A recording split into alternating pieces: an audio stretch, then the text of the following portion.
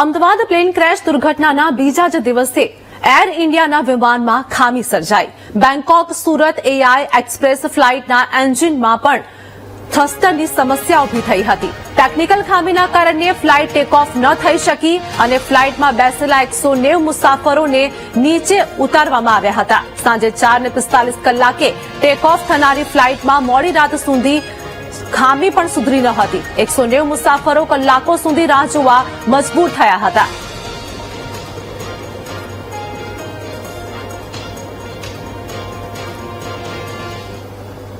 So they have told us that they will be giving us complimentary snack box, and they have told us that we have to wait up for around 1 to 2 hours.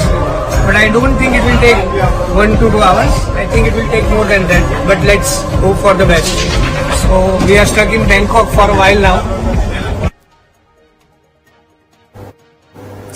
તો technical ખામીના કારણે ફ્લાઇટને take off ન થઈ શકી। આ સાથે જ વાત કરીએ કે બેંકોક સુરત ફ્લાઇટમાં ખામી સર્જાઈ હતી।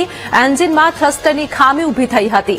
સાંજે 4:45 કલાકે ટેક ઓફ થનારી ફ્લાઇટમાં મોડી રાત સુધી ખામી પણ સુધરી ન હતી। 190 મુસાફરો કલાકો સુધી રાહ જોવા માટે મજબૂર થયા હતા।